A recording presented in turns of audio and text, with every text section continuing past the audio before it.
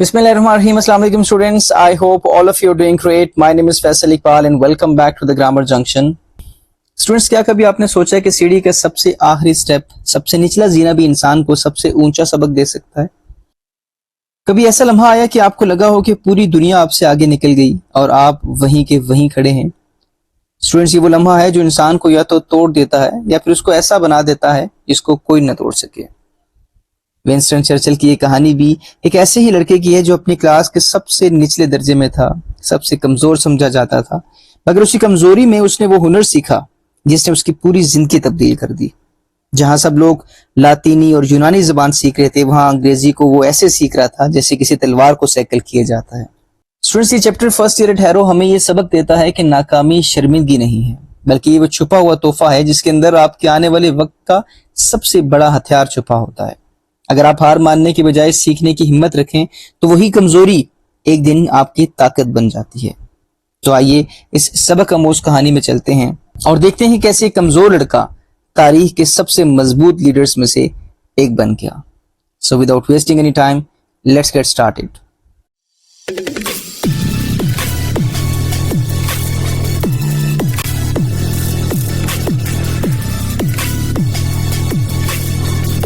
Students, have a look on the table of contents. I've divided the video in three major portions. The very first part is about the translation and explanation, जिसमें इस पूरे text के मुश्किल अल्फाज को देखा जाएगा, इसकी लाइन बाय लाइन ट्रांसलेशन की जाएगी और मैं कोशिश करूंगा कि इस पूरे के पूरे टेक्स्ट को आपको बहुत अच्छे से समझा पाऊँ।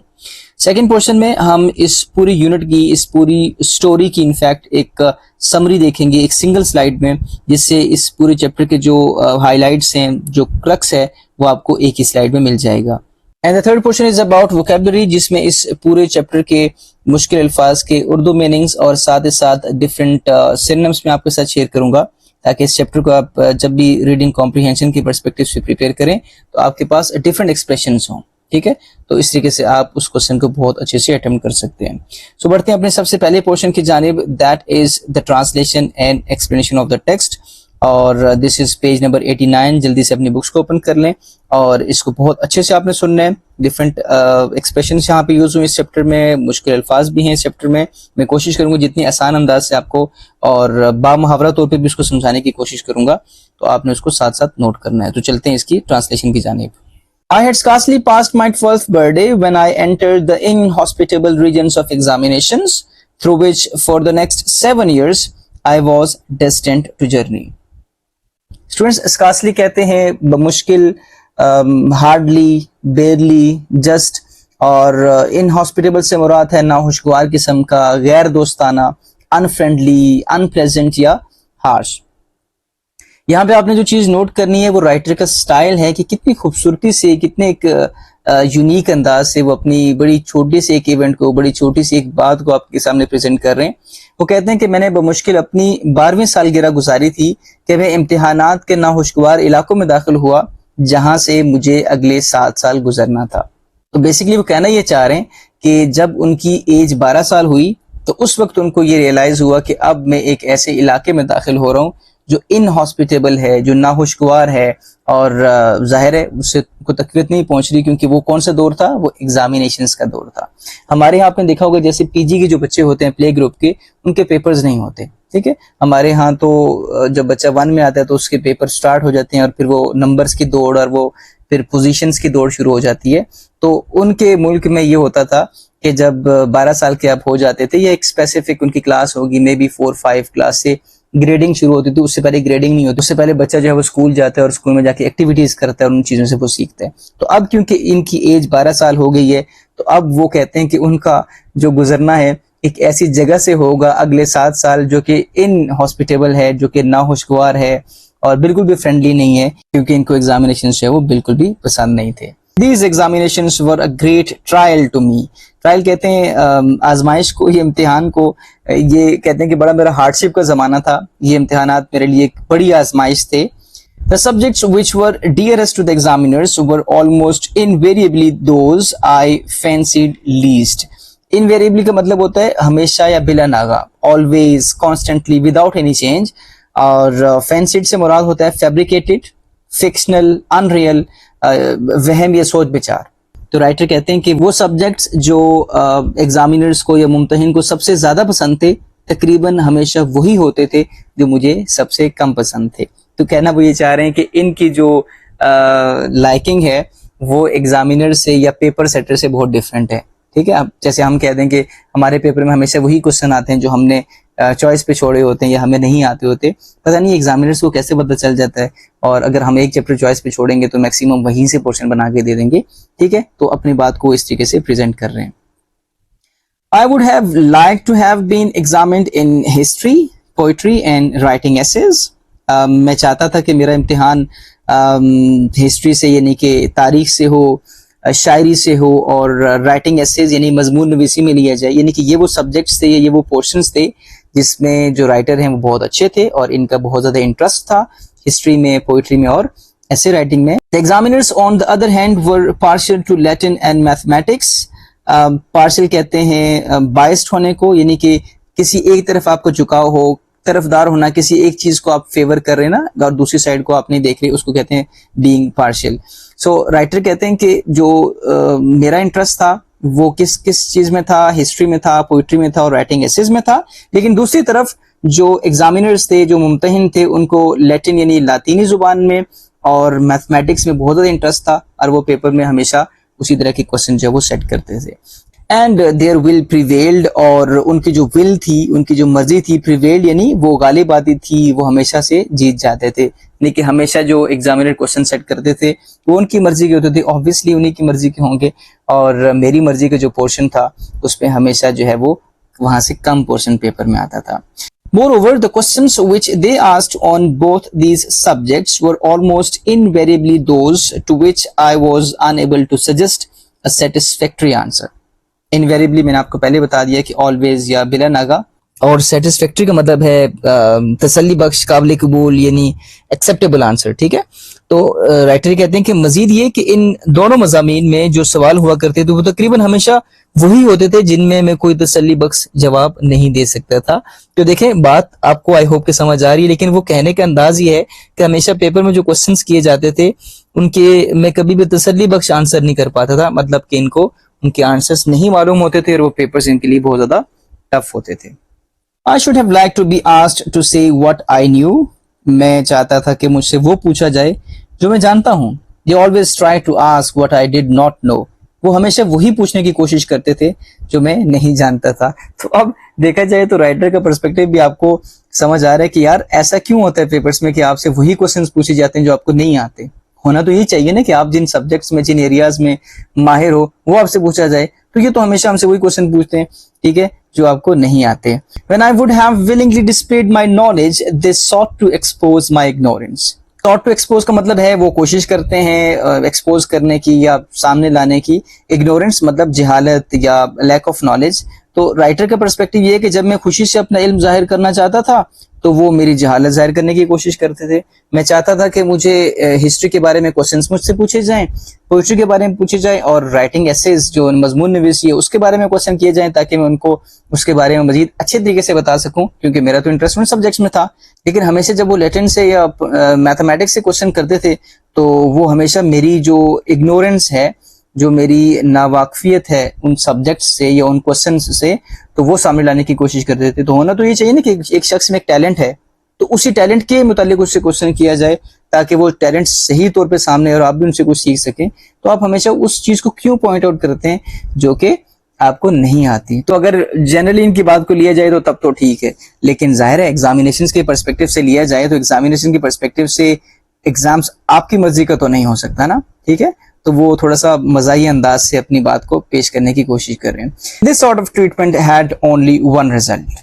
I did not do well in examinations. تو اس طرح کے برتاؤ کا صرف ایک نتیجہ نکلا, کیا کہ میں امتحانات میں اچھا نہیں کر سکا, کیونکہ پیپر میری مرضی کا نہیں تھا, جو کوسچنس پوچھے گئے وہ میری مرضی کے نہیں تھے, تو ظاہر ہے میں امتحانات میں اچھا پرفارم نہیں کر سکا. This was especially true for the entrance examination to Harrow. تو رائٹر کہتے ہیں کہ یہ بات خاص طور پر جو انٹرنس ایگزام ہوتا ہے ہیرو کا اس کے بارے میں بالکل درست تھی. The headmaster, Mr. Weldon, however, took a broad-minded view of my Latin prose. He showed discernment, judging my general ability. Broad-minded سے مراد ہے کھلا ذہن یا وسیع نظر, open-minded ٹالرنٹ یا لبرل جس میں آپ کو آزادی ہوتی ہے اور آپ جو بھی پرسپیکٹیو کسی کے سامنے رکھتے ہیں وہ ایکسیپٹیبل ہوتا ہے, اس کو ایکسیپٹ کیا جاتا ہے, ٹھیک ہے. اور ڈسرنمنٹ کا مطلب ہے بصیرت یا سمجھ بوجھ, انسائٹ, پرسپشن, انڈرسٹینڈنگ. تو رائٹر کہتے ہیں کہ جو ہیڈ ماسٹر تھے ان کے مسٹر ویلڈن, انہوں نے جو میری لیٹن پروز تھی, لاطینی زبان کی جو پروز رائٹنگ یعنی کہ نثر جسے اردو میں کہتے ہیں, ٹھیک ہے. ایک تو پوئٹری ہو گیا, شاعری, اور جو پوئٹری نہیں ہے that is the prose portion. تو انہوں نے میری لاطینی نثر کے بارے میں براڈ مائنڈیڈ تھے وہ اس کو لے کے, یعنی کہ اس میں کھلے دل کا جو نقطہ نظر اس کو اپنایا.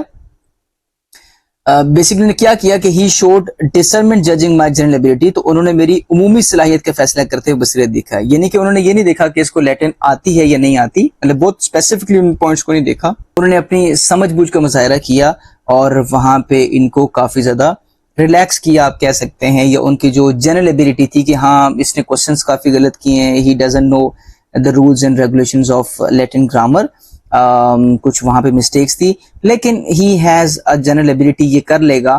اور ایک اپنی سمجھ بوجھ کا مظاہرہ کیا, اپنی وسیع نظر وہاں شو کی کہ اوپن مائنڈیڈ تھے وہ, ان کو پتا تھا کہ بچے چلو تھوڑا اسٹرگل کر رہے اس سبجیکٹ میں لیکن کر لے گا, کوئی بات نہیں, اس کو ایڈمیشن دے دیا جائے. This was the most remarkable because I was found unable to answer a single question in the Latin paper.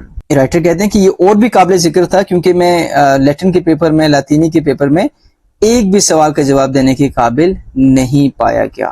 اب وہ کہہ رہے ہیں کہ براڈ مائنڈیڈنس کا مظاہرہ کیا گیا اور وسیع نظر کا مظاہرہ کیا گیا, اور یہاں پہ یہ کہہ رہے ہیں کہ اس پیپر میں ایک بھی جواب جو ہے وہ اس لکھنے کے قابل نہیں ہوئے. اچھا, انہوں نے پیپر میں بیسکلی کیا, یہ کہتے ہیں کہ I wrote my name at the top of the page, میں نے صفحے کے اوپر اپنا جو ہے وہ نام لکھا. I wrote down the number of the question 1, تو پھر میں نے سوال کا جو نمبر تھا, جو یعنی کہ پہلا کوشچن تھا, اس کو میں نمبر لکھا. After much reflection, I put a bracket around it, thus 1. Reflection کہتے ہیں سوچ بچار کرنے کو, غور و فکر کو, thinking, consideration یا pondering, ٹھیک ہے, کسی چیز کو آپ بڑے بغور دیکھ رہے ہیں. تو وہ کہتے ہیں کہ بہت ہی سوچ بچار کے بعد میں نے اس کے گرد جو بریکٹس جس کو اردو میں کوسین کہتے ہیں وہ اس کے گرد لگائی. تو کیا کہہ رہے ہیں کہ میں نے سب سے پہلے کیا کیا کہ پیپر کو دیکھا, اور سب سے پہلے تو جلدی سے میں نے سب سے ٹاپ پہ اپنا نام لکھا, ٹھیک ہے. دوسرے نمبر پہ انہوں نے کیا کمال کا کام کیا کہ انہوں نے اس اپنے نام سے نیچے 1 لکھا, جو شو کرتا تھا کہ کوسچن نمبر 1 کا آنسر کرنے جا رہے ہیں, ٹھیک ہے. اور تیسرا جب وہ کام کرنے بیٹھے تو وہ کافی دیر سوچتے رہے کہ اب کیا کروں میں, کیونکہ اس سے زیادہ تو مجھے کچھ آتا نہیں ہے. بڑی دیر سوچتے رہے, بڑی ریفلیکشن کے بعد, بڑے سوچ بچار کے بعد انہوں نے ان کے ذہن میں ایک ترکیب آئی اور انہوں سے 1 کے گرد یعنی کہ بریکٹس لگا دی, جس کا مطلب یہ تھا کہ وہ 1 کو اسٹائل ہی بنایا, کیونکہ بس کرنے کو کچھ نہیں تھا کہ ان کو کوسچنس کے آنسرز نہیں آتے تھے. But thereafter I could not think of anything connected with it that was either relevant or true.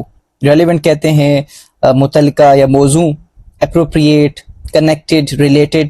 اب یہ 3 کام کرنے کے بعد یعنی کہ نام لکھنے کے بعد, نمبر 1 کوسچن کا نمبر لکھنے کے بعد, اور بڑی دیر کے بعد کوسچن نمبر کے ارد گرد انہوں نے جو ہے وہ بریکٹس لگائیں. اس کے بعد وہ کہہ رہے ہیں کہ اس کے بعد اس کے متعلق کوئی ایسی بات میں نہیں سوچ سکا جو کہ اس کوسچن سے ریلیٹڈ ہو اور درست ہو, کیونکہ ان کو اس کے آنسرز نہیں آتے تھے. Incidentally, there arrived from now here in particular a blot and several smudges. Students, blot اور smudges دونوں synonyms ہیں.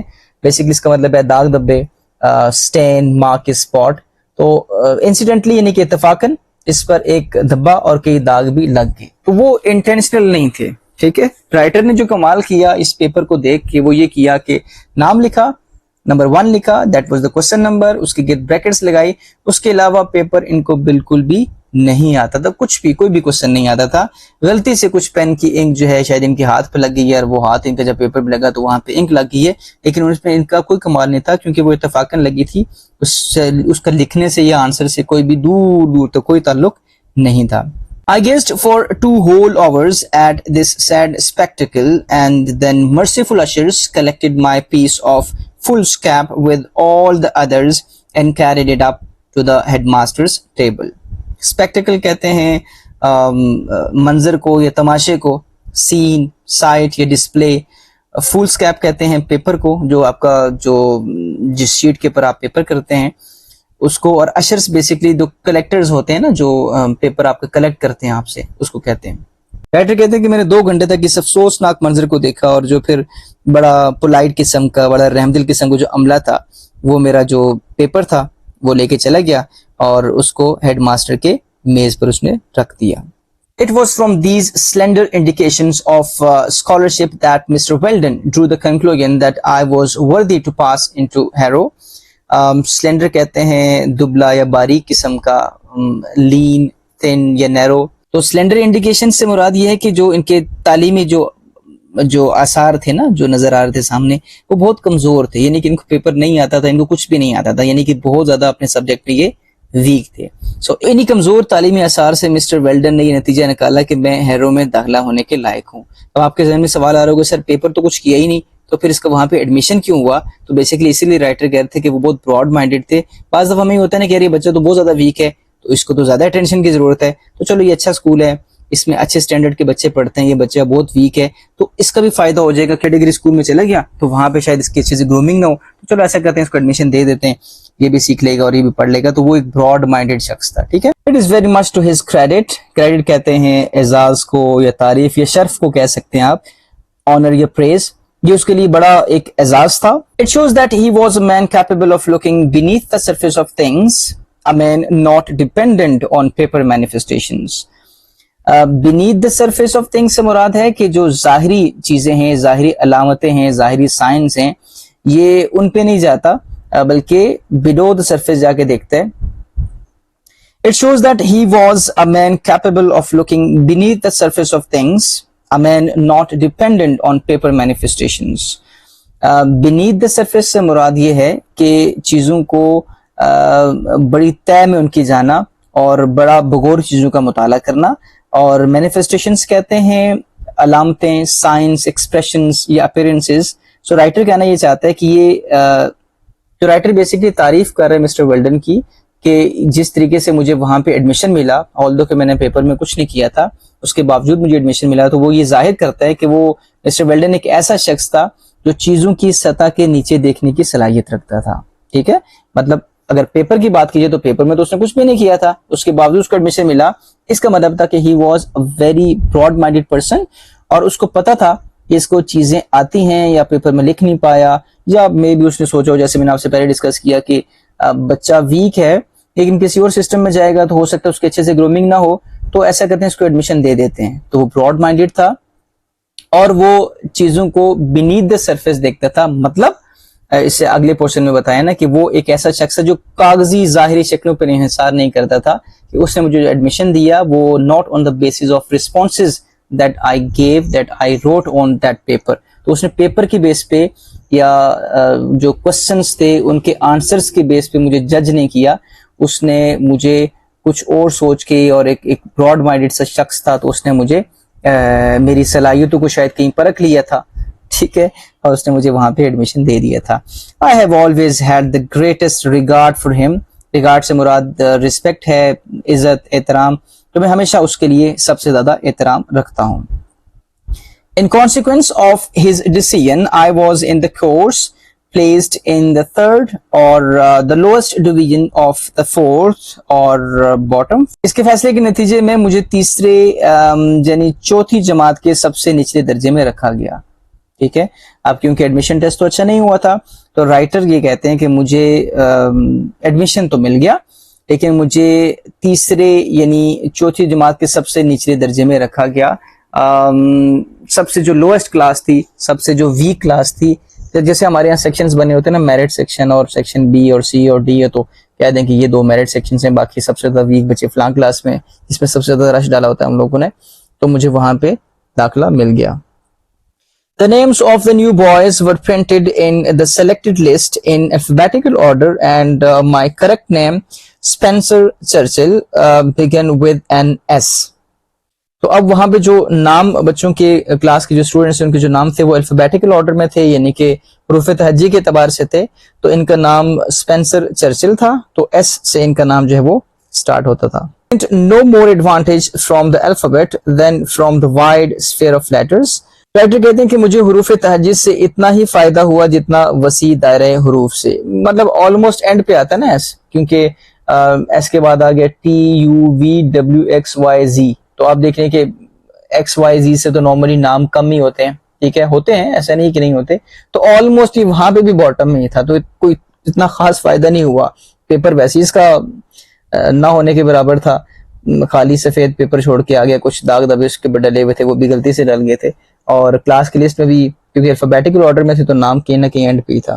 I was in fact only two from the bottom of the whole school, and these two, I regret to say, disappeared almost immediately through illness or some other cause. Regret کا مطلب ہوتا ہے افسوس کرنا, کسی چیز کا دکھ ہونا, be sad about, feel sorry. تو کتنا خوبصورت انداز ہے. رائٹر کہتے ہیں کہ اصل میں پورے اسکول کے نچلے درجے سے صرف 2 درجے اوپر تھا, یعنی کہ جو اسٹوڈنٹس کی لسٹ تھی جہاں پہ ان کا نام تھا, میں جو ہے وہ 3rd لاسٹ میرا نام تھا, ٹھیک ہے. میرے سے نیچے صرف اور صرف 2 لڑکے تھے, اور یہ 2 جو بچے تھے مجھے افسوس سے کہنا پڑے گا کہ فوراً ہی کسی بیماری یا کسی وجہ سے غائب ہو گئے. جیسا کہ ہمارے یہاں میرٹ لسٹ لگتی ہے نا, تو اس میں کچھ اسٹوڈنٹس کو کہا جاتا ہے کہ آپ ویٹنگ لسٹ میں. اگر تو لیٹ سپوز کہ جو لسٹ اے ہے اس میں 20 اسٹوڈنٹس ہیں, ان کا تو کنفرم ہے کہ ان کا ایڈمیشن ہو جائے گا. اگر اس میں کوئی بچہ وڈرا کرتا ہے, اس میں کوئی بچہ کسی بیماری کی وجہ سے نہیں آ سکتا, یا کسی اور کالج یا اسکول میں اس کو ایڈمیشن مل جاتا ہے, تو پھر 19 رہ جاتے ہیں. تو وہاں پہ جو ویٹنگ لسٹ میں پہلے نمبر پہ بچہ ہوتا ہے اس کو چانس مل جاتا ہے, ٹھیک ہے. تو اب یہ جس لسٹ میں موجود تھے, یہ کہتے ہیں وہاں پہ مجھ سے نیچے صرف 2 بچے تھے, اور وہ جو 2 بچے تھے نا, وہ بھی کسی بیماری کی وجہ سے وہ اسکول میں ایڈمیشن نہیں لے پائے, یا کوئی بھی ریزن ہو سکتی ہے نا, وہ ایڈمیشن نہیں لے پائے. اس کا مطلب یہ تھا کہ اب آخر میں جو تھا وہ میں ہی تھا. تو ان کی پرفارمنس ویسے ہی بہت ویک تھی, اور الفابیٹیکل آرڈر کے لحاظ سے دیکھا جائے تو ان سے نیچے صرف 2 بچے تھے, اور وہ بھی 2 کہہ رہے, مجھے افسوس سے کہنا پڑے گا کہ وہ کسی بیماری کی وجہ سے ایڈمیشن نہیں لے پائے. اب لسٹ میں سب سے نیچے جو ہے وہ اسکول کی جو لسٹ تھی اس میں سب سے نیچے انہی کا نام تھا, لیکن سب سے آخر پہ تھے. I continued in this unpretentious situation for nearly a year. By being so long in the lowest form, I gained an immense advantage over the clever boy. Unpretentious کا مطلب ہے سادہ سا, بے تکلف یا عاجز, سمپل, ماڈسٹ, پلین. اور immense سے مراد ہے بہت بڑا, وسیع, ہیوج, گریٹ. ایڈوانٹیج سے مراد ہے فائدہ, برتری اور نفع, یعنی بینیفٹ, گین اور ایج. میں نے اس سادہ سی حالت میں تقریباً 1 سال گزارا, اور اتنی دیر تک سب سے نچلی جماعت پہ رہنے سے مجھے ہوشیار لڑکوں پر بہت بڑا فائدہ حاصل ہوا. اب یہاں پہ یہ نوٹ کرنے والی چیز ہے کہ وہ جو ان کی سچویشن ہے, جو اتنی اچھی سچویشن نہیں ہے, لیکن اس میں سے وہ ایک پازیٹیو پوائنٹ نکال رہے ہیں.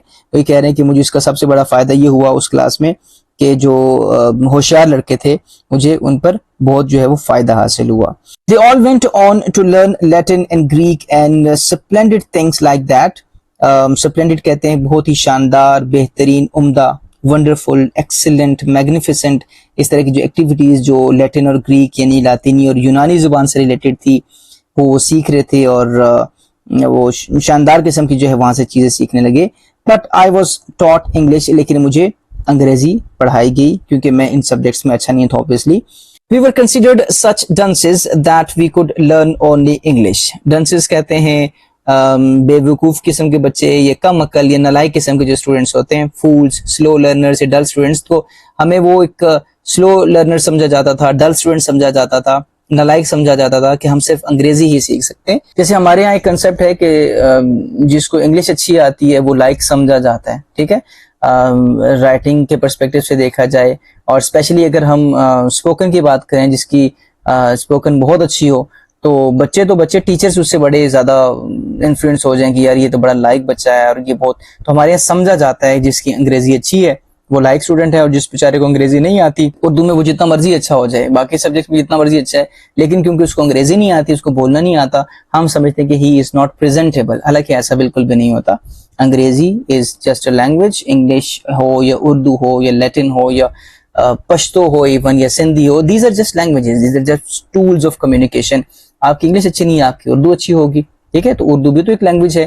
تو یہ ایک ذہنی پستی کا بھی آپ کہہ سکتے ہیں کہ ایک نشان ہے. بہرحال رائٹر یہ کہتے ہیں کہ ہمیں نالائق سمجھا جاتا تھا, اس لیے کہا جاتا ہے بس یہ انگریزی, کیونکہ ان کی زبان انگریزی تھی نا, اس لیے. Mr. Somerville, a most delightful man to whom my debt is great, was charged with the duty of teaching the stupidest boys the most disregarded thing, namely to write mere English. Delightful कहते हैं बहुत ही खुशगवार या पुरकशिश, उम्दा, very pleasant, charming, lovely, और disregarded नज़रअंदाज करना, किसी चीज़ को गैर अहम समझना, neglected, ignored, overlooked.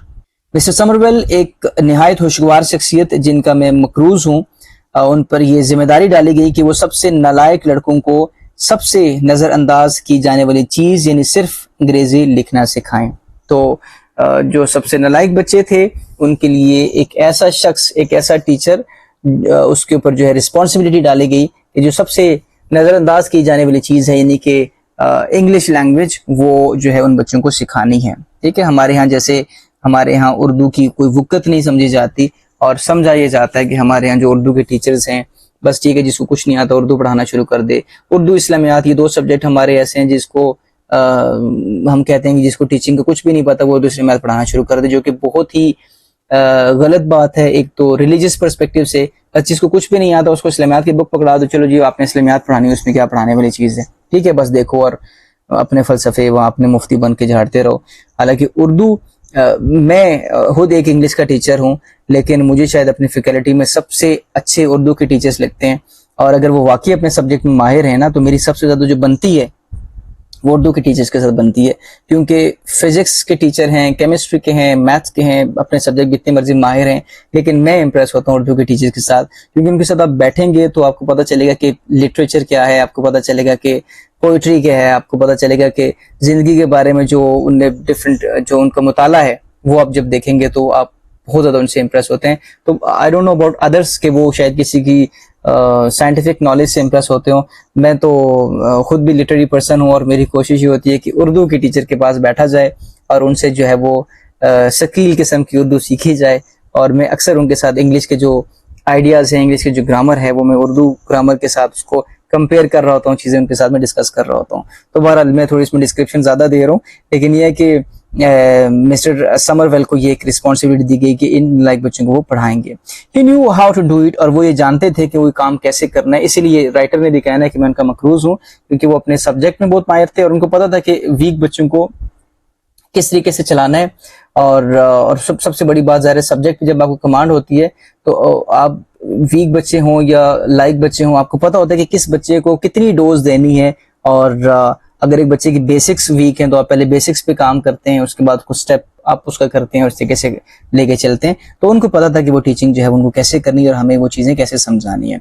He taught it as no one else have ever taught it, तो उन्होंने हमें ये इस तरीके से सिखाया जैसे किसी ने भी नहीं सिखाया था, यानी कि बहुत ही अच्छे तरीके से उन्होंने अपना सब्जेक्ट बड़ी जिम्मेदारी के साथ हमें पढ़ाया। Not only did we learn English parsing thoroughly, but we also practiced continually English analysis. Parsing basically क्या होता है कि एक सेंटेंस को लेके उसके डिफरेंट सेक्शंस किए जाते हैं और हर एक सेक्शन को जो है वो डिटेल में देखा जाता है। लेट्स सपोज एक सेंटेंस ले लिया, जॉन गोज टू स्कूल, तो जॉन जो है इसमें इसके पार्ट ऑफ स्पीच देखेंगे, नाउन है, प्रोनाउन है, वर्ब है, एडवर्ब है, इसी तरीके से गोज, फिर टू और स्कूल, यानी कि एक पूरे सेंटेंस को लिया, उसके डिफरेंट पोर्शंस देखे और डिफरेंट पोर्शंस पे detail discussion, that is called parsing. और उसकी जो है वो मश्क की जाती थी। तो वो कहते हैं कि हमने न सिर्फ अंग्रेजी की जो एक साख्त है उसको अच्छी तरीके से सीखा, बल्कि हम मुसलसल अंग्रेजी का तज्जिया करने की मश्क भी करते रहे।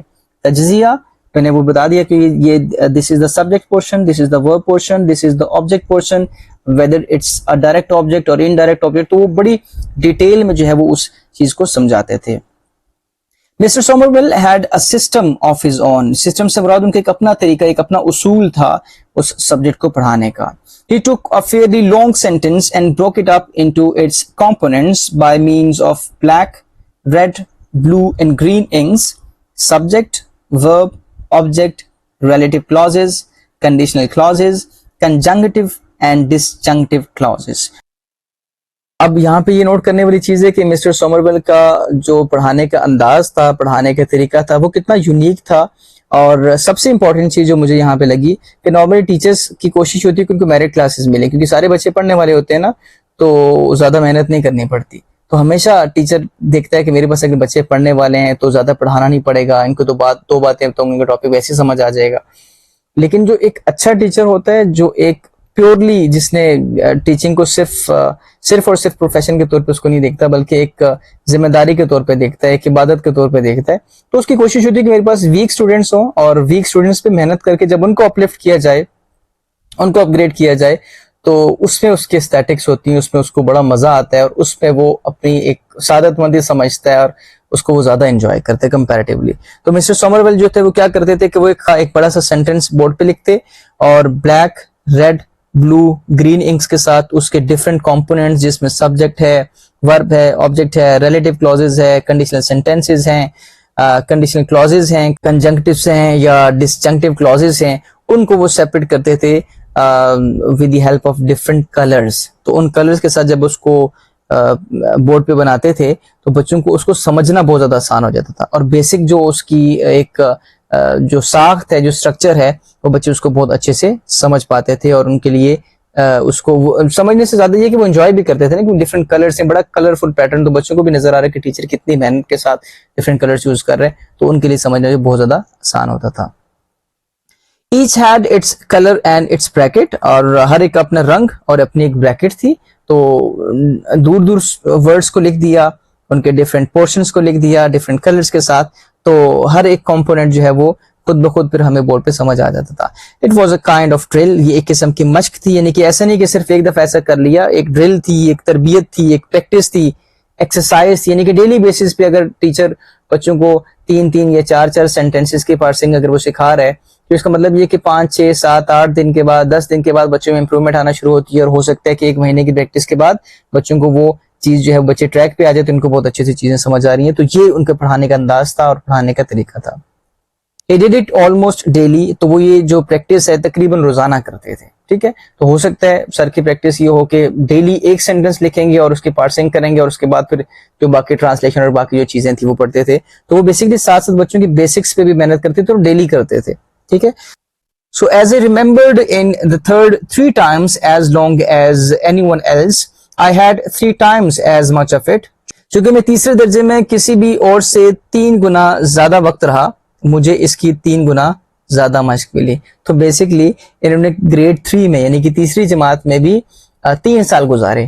ٹھیک ہے، یعنی کہ فیل ہوتے رہے، پیپر نہیں پاس ہوئے، اور کیونکہ ایگزامینیشن سے ان کی ویسی نہیں بنتی تھی، تو 3 سال گزارے. لیکن اس میں سے ایک پازیٹیو آسپیکٹ یہ کہنا چاہ رہے ہیں کہ 3 سال فیل ہونے کے باوجود میں وہاں پہ مجھے یہ موقع ملا کہ مجھے اس ایک عظیم شخص مسٹر سومرویل سے 3 سال پڑھنے کا موقع ملا. ٹھیک ہے، مطلب اس میں جو چیز ایکسٹریکٹ کرنے والی ہے کہ اس طرح کے مومنٹ میں بھی وہ کتنا ایک پازیٹیو آسپیکٹ اس میں سے نکالیں. جیسے میں نے اس ویڈیو کے سٹارٹ میں کہا نا کہ بعض دفعہ ہمیں یہ لگتا ہے کہ باقی ہم سے آگے نکل گئے، یار میں تو 3 کلاس میں بیٹھا ہوں، باقی بچے 4 میں چلے گئے، اگلے سال 5 میں چلے گئے، اس سے اگلے سال 6 میں چلے گئے، یعنی کہ 6 میں بچے چلیں گے، ابھی تک 3 میں بیٹھے ہیں، کلاس فیلوز آگے نکل گئے ہیں. تو بعض دفعہ بچے پریشان ہو جاتے ہیں. لیکن اس میں سے ایک پازیٹیو ایلیمنٹ یہ کہ آپ نے 3 کلاس کو 3 دفعہ پڑھا، تو اب جو 3 کلاس کا جو نالج ہے وہ آپ کو باقی بچوں سے زیادہ ہوگا. تو بہرحال یہ بڑے خوبصورت انداز سے جو ہے وہ رائٹر ہمیں بتانے کی کوشش کر رہے ہیں. I learned it thoroughly، تو میں نے اسے اچھی طرح سیکھ لیا، کیونکہ ایک تو 3 سال گزر گئے اور دوسرے جو ٹیچر پڑھانے والے تھے وہ 3 سال تک اس کو پارسنگ کی پریکٹس کرتے رہے. تو اب ظاہر ہے اتنا تو بچہ کر لیتا ہے، وہ بہت اچھے طریقے سے اس کی پریکٹس ہوگی. Thus I got into my bones the essential structure of the ordinary British sentence, which is a noble thing. Essential like بنیادی، ضروری یا بیسک فنڈامنٹل قسم کی جو چیز ہے، اور نوبل سے مراد ہے اعلیٰ، شاندار، عمدہ، فائن، ایکسیلنٹ. تو وہ یہ کہہ رہے ہیں کہ اس کا فائدہ یہ ہوا کہ اس طریقے سے میں نے ایک جو برٹش سینٹنس تھا، برطانوی جو جملہ تھا، جو جملے کی بنیادی ساخت تھی، وہ میں نے اپنے اندر اتار لی. وہ کہتے ہیں نا I got into my bones سے مراد ہے کہ وہ جو سٹرکچر تھا وہ میں نے اتنے اچھے سے سمجھ لیا، کیونکہ میں نے 3rd گریڈ میں 3 سال گزارے ہیں اور اتنے اچھے ٹیچر کے پاس گزارے ہیں. تو وہ ایسا لگتا تھا کہ وہ سٹرکچر میری ہڈیوں میں آ گیا تھا، مجھے وہ بہت ہی زیادہ اچھے طریقے سے سمجھ آ گیا تھا، اور وہ تھا بھی پھر ایک پراپر برٹش سینٹینس کا سٹرکچر تھا. تو وہ میری اب ہڈیوں کے اندر وہ چیز آ گئی تھی. And when in after years my school fellows who had won prizes and distinction for writing such beautiful Latin poetry and pithy Greek epigrams had to come down again in common English to earn their living or make their way. I did not feel myself at any disadvantage. Distinction کا مطلب ہے نمایاں مقام حاصل کرنا, اعزاز حاصل کرنا, آنر, ایوارڈ یا ریکگنیشن. جو بچے ڈسٹنکشن لیتے ہیں مطلب کلاس میں پوزیشنز لیتے ہیں عام الفاظ میں. پتھی کا مطلب ہوتا ہے جامع قسم کا, سینٹینشیس, ٹھیک ہے. اور ایپیگرام سے مراد ہے ویٹی سیئنگ.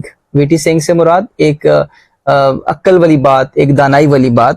اور ڈس ایڈوانٹیج نقصان, کمی, کمزوری, ویکنیس یا ڈرا بیک آپ کہہ سکتے ہیں. اسٹوڈینٹس یہ بہت امپورٹنٹ ہے. وہ کہتے ہیں کہ جب بعد کے سالوں میں اسکول, جب انہوں نے اسکول سے وہ فارغ ہو گئے اور اس کے بعد جو ہے وہ پریکٹیکل لائف میں ہے, تو وہ کہتے ہیں جو میرے ساتھ کے جو دوست تھے جو بڑی شاندار قسم کی لیٹن پوئٹری کرتے یعنی لاطینی میں شاعری کرتے تھے, اور کچھ ایسے تھے جو گریک ایپیگرامس یعنی کہ یونانی اقوال لکھتے تھے اور اس میں ان کے بڑے کمالات حاصل کیے, ڈسٹنکشنز حاصل کی, انعامات حاصل کیے, لیکن ان کو عام انگریزی زبان پر واپس آنا پڑا. پریکٹیکلی جب وہ یونیورسٹی سے یا کالج سے فری ہوئے تو جب وہ عام ریئل لائف میں یا پروفیشنز میں گئے تو وہاں تو انگریزی بولنی تھی کیونکہ اس ملک کی زبان انگریزی تھی, تو ان کو جو ہے وہ انگریزی پہ آنا پڑا تاکہ وہ اپنی روزی کمائیں یا اپنی راہ اپنائیں. تو مجھے کبھی بھی کوئی کمی محسوس نہیں ہوئی. اس کا مطلب یہ ہے کہ اسٹوڈنٹس جب آپ اسکول میں ہوتے ہیں تو you are supposed to learn all the subjects, history, geography, like chemistry, physics, bio, یہ سارے کے سارے سبجیکٹ ہم لوگ پڑھ رہے ہوتے ہیں. What if you are not good at chemistry, ٹھیک ہے, اور آپ کو ہمیشہ کلاس میں یہ کہا جاتا ہے کہ آپ تو کیمسٹری میں بہت زیادہ ویک ہیں, آپ نالائق بچے ہیں اور آپ کے نمبر کم آ رہے ہیں. لیکن جب آپ پریکٹیکل لائف میں جاتے ہو تو پریکٹیکلی تو چیزیں بالکل ڈفرینٹ ہیں. اب مجھے نہیں پتا تھا کہ کاسٹک سوڈا کا فارمولا کیا ہے, مجھے نہیں پتا تھا کہ پوٹاش ایلم کا فارمولا کیا ہے, لیکن جب میں پریکٹیکل لائف میں آیا ہوں اور میں نے روزی روٹی کمانا شروع کی ہے تو وہاں کاسٹک سوڈا کا فارمولا نہیں بھی پتا تب بھی چلے گا بھائی. تو وہ یہ کہہ رہے ہیں کہ جو بچے جنہوں نے بڑی اپنی طالب علمی کے دوران بڑی لاطینی زبان میں, یونانی زبان میں انہوں نے نظمیں لکھی اور بڑے ایپیگرامس لکھے, لیکن جب وہ پریکٹیکل لائف میں آئے تو وہاں تو انگریزی بولنی پڑی. اور انگریزی میں تو یہ بہت اچھے تھے کیونکہ انہیں 3 سال ایک بڑے اچھے ٹیچر کے ساتھ پڑھا, ان کا جو سینٹینس اسٹرکچر تھا ان کو بہت اچھے سے آتا تھا. تو کہہ رہے ہیں کہ مجھے کبھی بھی کوئی کمی محسوس نہیں ہوئی, میں تو ان سے بہت بہتر تھا پریکٹیکلی, ٹھیک ہے. تو آپ یہ دیکھیں کہ ایک بچہ اگر 70% مارکس لے رہے لیکن اس کی جنرل ایبلٹی اچھی ہے تو ہی از فائن, ٹھیک ہے, وہ معاشرے میں بہت اچھے طریقے سے چل سکتا ہے. اٹس ناٹ جسٹ اباؤٹ کہ جس کے 90 یا 95% مارکس آئیں گے وہی ایک شاندار قسم کا بچہ جو ہے وہ کہلائے گا. کلاس کی حد تک ماننے والی بات ہے, کلاس میں 90% والا فرسٹ ہے اور 80% والا سیکنڈ ہو جائے گا, لیکن پریکٹیکل لائف میں یہ اس سے فرق نہیں پڑتا کہ آپ کے 90 تھے یا 80 تھے یا 70 تھے یا 60 تھے. ہم میں سے کس کو اپنے میٹرک کے مارکس یاد نہیں؟ اگر ہم اگر ایسے ٹیچرز مجھے سن رہے ہیں جو کہ ابھی پڑھا رہے ہیں, 20 سال سے پڑھا رہے ہیں, 10 سال سے پڑھا رہے ہیں, ہمیں بھی نہیں پتا کہ میٹرک میں 7ویں یا 6ٹھی جماعت میں یا 5ویں جماعت میں ہمارے کتنے نمبر ہیں. میٹرک کے شاید یاد ہو کیونکہ ہم نے وہ اپنے سی ویز وغیرہ میں لکھے ہوتے ہیں, 7ویں 6ٹھی کے ہمیں مارکس یاد نہیں ہیں, ٹھیک ہے. تو پریکٹیکل لائف میں آ کے چیزیں جو ہے وہ ٹوٹلی چینج ہو جاتی ہیں. یہ اس کا بیسکلی کنسیپٹ تھا. Naturally I am biased in favour of boys learning English. تو وہ کہتے ہیں قدرتی طور پر میں لڑکوں کی انگریزی سیکھنے کے حق میں جانبدار ہوں. باعث سے مراد ہے کہ میرا اس طرف جھکاؤ ہے, ون سائیڈڈ ہوں, اس سائڈ پہ میں ہوں, ٹھیک ہے. اور یہ کہتے ہیں کہ I would make them all learn English and then I would let the clever ones learn Latin as an honor and Greek as a treat. اور کہتے ہیں کہ میں ان سب کو انگریزی سکھاؤں گا اور پھر میں جو ہوشیار لڑکے ہوں گے ان کو لاطینی بطور اعزاز اور یونانی بطور انعام سیکھنے کو دوں گا. But only thing I would whip them for is not knowing English. وہ کہتے ہیں کہ صرف ایک چیز پر میں نے سزا دوں گا, وہ ہے انگریزی کا نہ جاننا. اگر ہم اس کو اپنے پاکستانی کانٹیکس میں لیں تو سب سے زیادہ فوکس ہونا یہ چاہیے کہ ہم اردو پہ رکھیں, کیونکہ اردو ہماری قومی زبان ہے اور ہمارے لیے ایک فخر کا ایلیمنٹ ہونا چاہیے اردو میں, جو کہ معذرت کے ساتھ نہیں ہے. اردو ہے جس کا نام ہمیں جانتے ہیں داغ سارے جہاں میں دوم ہماری زبان کی ہے, لیکن ایک ایسا ملک اس ملک کی قومی زبان اردو ہے اور اس ملک میں اس کو پریفرنس دی جاتی ہے, اس کو سراہا جاتا ہے, اس کو اچھا سمجھا جاتا ہے. So this was all about the translation of the chapter. I hope کہ آپ کو بہت اچھے سے سمجھ آیا ہوگا. Now moving towards our second portion of this discussion, that is the summary of this chapter. Let's have a look on this slide. میں اس کو ایک دفعہ پڑھ لیتا ہوں اور پھر میں آپ کے ساتھ ڈسکس کرتا ہوں. The author recalls that although he did poorly in school examinations, especially Latin and mathematics, He was placed in the lowest form at Harrow, which boys considered weak were taught only English by Mr. Somervell. This teacher had a unique and colorful system of breaking sentences into parts and made the sentences practice English grammar and analysis every day. Because the author stayed much longer in that class than others, he gained a strong and lasting command of the structure of English sentence. Later, when his classmates who excelled in Latin and Greek had to use plain English for work and life, he did not feel at a disadvantage.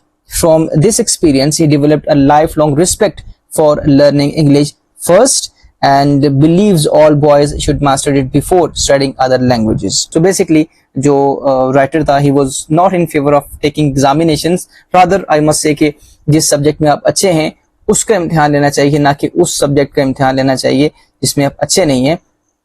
अब इसको क्योंकि he didn't perform well in the admission test, तो इसको सबसे lower class, जो lower merit class थी, उसमें इसको रखा गया.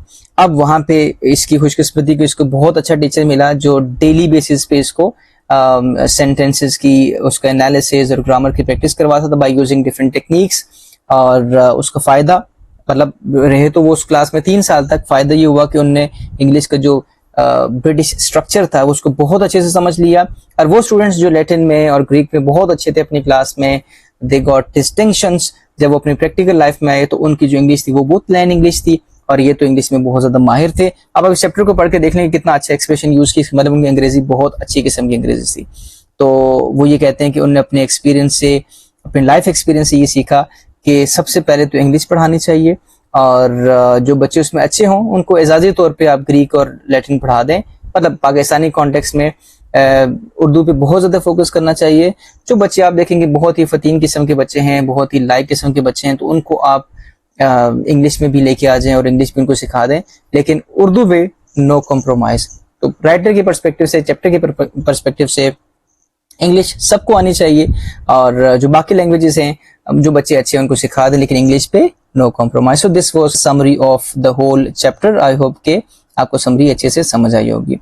Now moving towards the third portion, that is vocabulary, जिसमें words उनके उर्दू मीनिंग्स और synonyms हैं. टेल्ड एक डिस्कशन आपके लिए मैंने यहाँ पे रखी है क्योंकि बहुत ज़्यादा वर्ड्स हैं, तो इसलिए आपने इसको अच्छे से सुनना है. स्कार्सली व मुश्किल या मुश्किल से, हार्डली, बेयरली, जस्ट. इनहॉस्पिटेबल नाखुशगवार, गैर दोस्ताना, हार्श, अनफ्रेंडली, अनप्लेजेंट. ट्रायल आजमाइश इम्तिहान. Test hardship. इनवेरिएबली हमेशा या बिला Naga, always, constantly, without any change. Fancied ख्याल, वहम, सोच विचार. Imagined, supposed, unreal. पार्शियल कहते हैं तरफदार, झुकाव रखने वाले. फॉन्ड, बाइस्ड, इंक्लाइंड, किसी एक तरफ जो झुकाव होता है ना, एक तरफ आपका मिलान होता है. प्रिवेल्ड गालिबाना या जीतना. वन डोमिनेटेड या सक्सीडेड. सेटिस्फैक्ट्री तसल्ली बख्श या काबिल कबूल. Acceptable, adequate, pleasing. इसके बाद इग्नोरेंस है जहालत या नावाकफियत किसी चीज से. Unawareness, lack of knowledge, illiteracy. Then remarkable काबिल जिक्र, गैर मामूली. Extraordinary, notable, exceptional. रिफ्लेक्शन सोच विचार, गौर व फिक्र. Thinking, consideration, pondering. Then we have relevant मुतल्लिका या मौजू किसी चीज से कनेक्टेड, रिलेटेड या appropriate. Then we have plot और स्मजेस, दोनों का मतलब दाग धब्बे होता है. स्टेन, मार्क या स्पॉट. स्पेक्टेकल मंजर या तमाशा. Scene, site, display. स्लेंडर दुबला या बारीक. Slight thin, narrow. क्रेडिट कहते हैं एजाज को, तारीफ को या शर्फ को. ऑनर प्रेज या मेरिट. सरफेस सतह, ज़ाहिरी शक्ल आउटसाइड. Appearance exterior. मैनिफेस्टेशन इजहार. अलामतें अपीयरेंसेस, एक्सप्रेशंस या साइंस. रिगार्ड एहतराम, कदर, इज्जत. Respect steam. एडमिरेशन डिसीजन कहते हैं फैसला, हुक्म या राय. Choice judgement, ruling. Alphabetical order यानी कि A to Z order arranged bye letters, या उनका जो सीक्वेंस है. एडवांटेज फायदा, बरतरी, नफा. Benefit gain, as. Then we have regret अफसोस करना, किसी चीज का दुख होना. Feel sorry, लेमेंट, be sad about. Then we have unpretentious, सादा, बेतकल्लुफ सा, आजिज, simple, modest, plain. Immense, बहुत बड़ा, बहुत अजीम, वसी, huge, great, vast. Splendid, शानदार, बेहतरीन, उम्दा. Wonderful, excellent, magnificent. Tenses, नालायक, कमक्ल, बेवकूफ, fools, slow learners या dull students. Delightful कहते हैं खुशगवार किस्म का, पुरकशिश, उम्दा. Very pleasant, charming, lovely. Disregarded, नजरअंदाज किया गया या गैर अहम समझा गया या छोड़ा हुआ. Neglected, ignored, overlooked. Practice कहते हैं मश्क की, तरबियत की, अमल किया यानी exercised, trained, rehearsed. System कहते हैं निज़ाम को, तरीके को, उसूल को, the method, the plan, the procedure. And components, हिस्से, अज्जा, टुकड़े, parts, sections या elements. ड्रिल, मश्क, तरबियत या Riazat, exercise, practice, training. Thoroughly, मुकम्मल तौर पर, पूरे तरीके से, कंप्लीटली, फुली, एंटायरली. एसेंशियल, बुनियादी, ज़रूरी, असल, basic, fundamental. And then we have unpretentious, सादा, बेतकल्लुफ, आजिज, सिंपल, मॉडेस्ट, प्लेन. नोबल से मुराद है आला, शानदार, उम्दा. Fine, admirable, excellent. डिस्टिंक्शन कहते हैं ऑनर को, अवार्ड को, कोई नुमाया मुकाम हासिल करने को.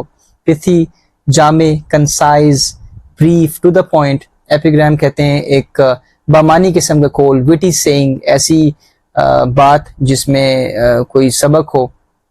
डिसएडवांटेज, नुकसान या कमी. Loss, weakness, drawback. बाइस्ड कहते हैं जानिबदार, झुकाव रखने वाला, तरफदार. Partial, one sided.